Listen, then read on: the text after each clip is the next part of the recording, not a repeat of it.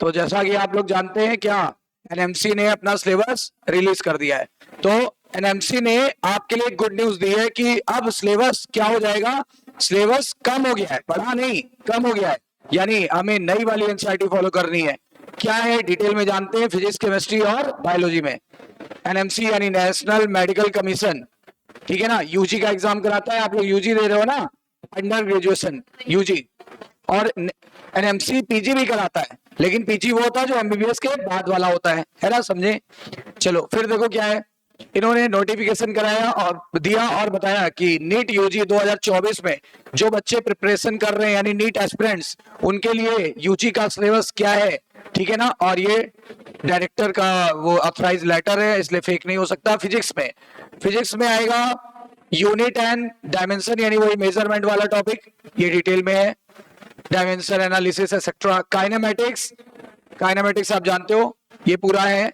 Law of motion यानी NLM, ठीक है ना। उसके अलावा वर्क पावर एनर्जी, उसके अलावा रोटेशनल मोशन, और उसके अंडर में भी क्या आएगा ये भी डिटेल में दिया हुआ है, राइट। देखो gravitation, properties of solid and liquids, उसमें भी डिटेल में दिया है कितना आएगा क्या नहीं आएगा। फिर देखिए thermodynamics, kinetic theory of gases, और फिर ऑसिलेशन एंड वेव्स। उसके अलावा देखो इलेक्ट्रोस्टैटिक्स, फिर आएगा current electricity, magnetic effect of current and magnetism. उसके बाद आ जाएगा फिर क्या, इलेक्ट्रोमैग्नेटिक इंडक्शन एंड एसी यानी अल्टरनेटिंग करंट।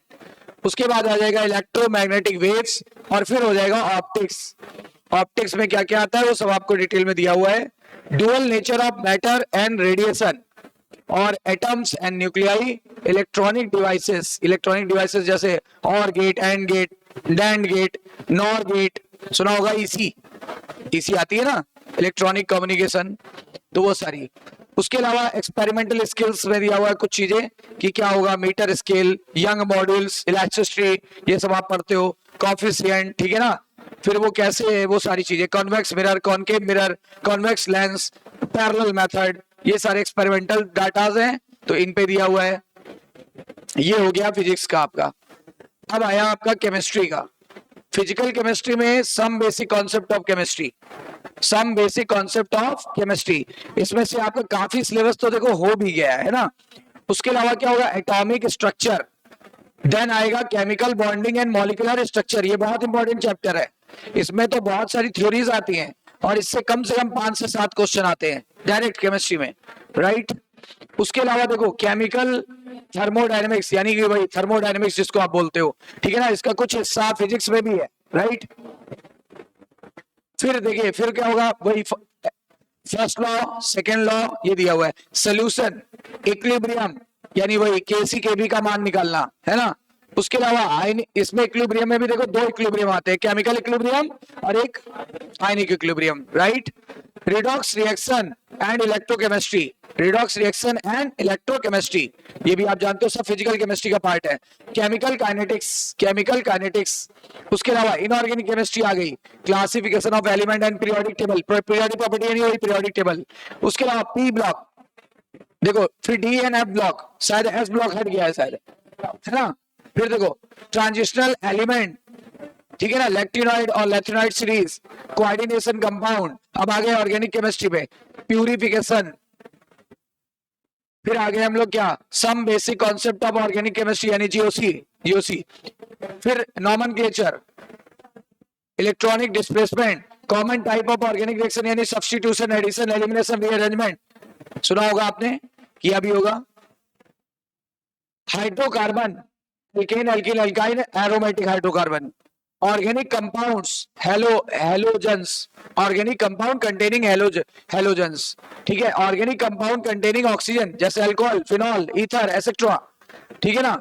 उसके अलावा आप जानते हो एल्डिहाइड एंड कीटोन, ये सब आ जाएगा। ऑर्गेनिक कंपाउंड कंटेनिंग नाइट्रोजन जैसे अमीन, है ना, ये सारे इसमें ग्रुप आ जाएंगे। उसके अलावा आ जाएगा बायोमोलिक्यूल्स, ये तो बायोलॉजी में भी है और केमिस्ट्री में भी है, पर केमिस्ट्री में थोड़ा केमिकल टच के हिसाब से है, बायोलॉजी में थोड़ा बायोलॉजिकल टच के हिसाब से है। हालांकि हमने काफी कुछ इसका कवर किया है, ठीक है। देखो न्यूक्लिक एसिड आप अच्छे से जान जाओगे, विटामिन वो केमिस्ट्री में वो है, चाहेंगे तो मैं भी पढ़ा दूंगा। Principle related to the practical chemistry, ये क्या क्या चीजें प्रैक्टिकल केमिस्ट्री में, जैसे मोहर सॉल्ट सुना भी होगा आपने, पोटास एलम, ठीक है ना, ऑर्गेनिक कंपाउंड जैसे ये सारे, केटायन एनायन, इंथैल्पी इंट्रोपी, वो सब आप जानते ही हो। तो ये हो गया आपका केमिस्ट्री का। अब आते हैं सबसे अहम भाग पे, जो सबसे ज्यादा मार्क्स कवर करता है। पूरे नीट का आधा हिस्सा अकेले यही कवर करता है। इसमें दो पार्ट होते हैं, जूलॉजी एंड बॉटनी। पर यहाँ पे चूंकि क्लास 11th क्लास 12th के हिसाब से दिया हुआ है, तो पहले क्लास 11th में व्हाट इज लिविंग जो हम पढ़ रहे थे, लिविंग क्या है, फिर बायोडाइवर्सिटी पढ़ेंगे। यानी कि वो जो पहला चैप्टर है वो पूरा पूरा पढ़ना है लगभग आपको, ठीक है ना, उसमें कुछ भी बहुत डिटेल में डिलीट नहीं हुआ। दूसरा, structural organisation in animal and plant, I mean to say plant tissue, animal tissue, plant tissue और एनिमल टिश्यू, ये इसमें आ जाएगा, देख लो।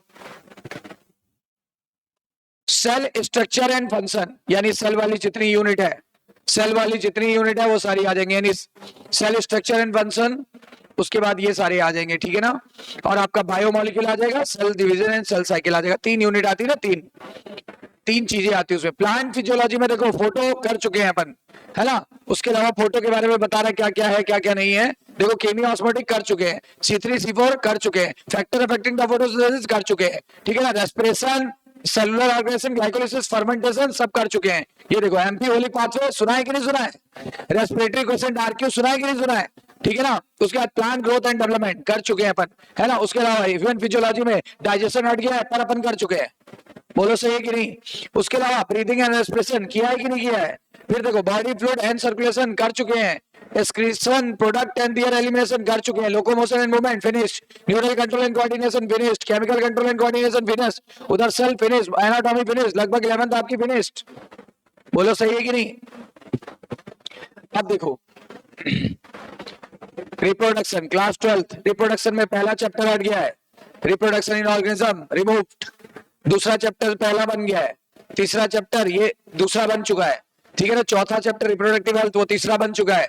जेनेटिक्स एंड इवोल्यूशन में 2 चैप्टर अभी भी हैं, पहला हेरिडिटी एंड वेरिएशन, दूसरा मॉलिक्यूलर बेसिस ऑफ इनहेरिटेंस, तीसरा इवोल्यूशन। फिर बायोलॉजी इन ह्यूमन वेलफेयर, इसमें चैप्टर 8 यानी अब हो गया 7, तो ये हो जाएगा health and disease, microbes in human welfare.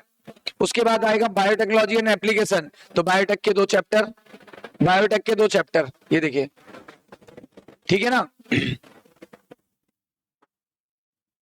उसके अलावा इकोलॉजी में 1 2 3 चैप्टर रह गए, 4 थे, कितने रह गए 3, यानी सिलेबस बहुत कम हो गया है। और बिल्कुल घबराने की बात नहीं है, सबसे पहले अपना सिलेबस होता है आज तक का, और अभी भी होगा, और 1-2 बार रिवीजन भी हो जाएगा, और फिर इतने क्वेश्चन करा देंगे कि आपको लगेगा कि हाँ आपको सबसे बेस्ट चीज दी गई है। और वैसे भी हम लोग सिर्फ पढ़ाते ही हैं, बाकी काम नहीं कराते। और जगह क्या हो जाता है, लुभाते हैं, लुभा भी लेते हैं। क्या होता है, चिल्लवा देंगे बच्चों को, चिल्ला लो, चिल्लाने से कभी याद हुआ है क्या, चिल्लाने से कभी याद नहीं होगा। चिल्लाने वाली पढ़ाई में क्या होगा, चिल्लाओगे उस समय तो याद रहेगा, बाद में भूल जाओगे। हमेशा कॉन्सेप्चुअल चलो।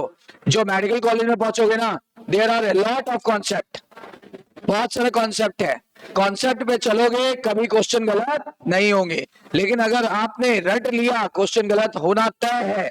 आप देखो इतने सारे बच्चे आते हैं दंगल टेस्ट सीरीज में, मतलब मेरे पास अब नाम नहीं लूंगा पर्टिकुलर कोचिंग का, क्योंकि ऑनलाइन प्लेटफॉर्म पे हूं, तो वहां के टॉपर कहते हैं सर कि हमें तो आप पेपर वहां का 30 मिनट सॉल्व करने में लगता है, 1 घंटे का पेपर 30 मिनट सॉल्व करने में लगता है, लेकिन आपका जो दंगल टेस्ट सीरीज था उसका पेपर हमको सॉल्व करने में 1 घंटा भी कम पड़ जाता है। जानते हो क्यों, जानते हो क्यों, क्योंकि जो क्वेश्चन हमेशा आ रहे हैं वो तो एज इट इज एज कोई भी कर लेगा, पर जो क्वेश्चन फ्रेम किए जाते हैं, जहां दिमाग लगाया जाता है, जहां पे क्या होता है हम लोगों ने एफर्ट डाला है अपना, वहां पे क्वेश्चन गलत होते हैं। और हमेशा याद रखना, एनटीए नए क्वेश्चन फ्रेम करता है, कुछ क्वेश्चन नए आते हैं, हमेशा हमेशा नए आते हैं एनटीए के कुछ क्वेश्चन, पुराने क्वेश्चन नहीं आते। अगर पुराने आते तो रट के अनसॉल्व लगाओ, पढ़ने की क्या जरूरत है, अनसॉल्व 10 बार लगा लो, उसके बाद आना नहीं है। पर मैं मानता हूं कुछ क्वेश्चन आते हैं पुराने, पर नए क्वेश्चन की वैरायटी एनटीए के पास बहुत सारी है। और चूंकि इस बार एम्स करा रहा है, तो एम्स तो जानते हो अपने आप में धुरंधर है, एम्स तो एसर्जन रीजन का एक्सपर्ट है, एम्स एसर्जन रीजन का जनक है, उन्होंने ही एसर्जन रीजन की शुरुआत की। और एसर्जन रीजन में 2 ऑप्शन बिल्कुल गलत हो जाते हैं आपके, एक तो एसर्जन सही है, रीजन सही है, और एक्सप्लेन कर रहा है कि नहीं, यही वाला गलत होता है।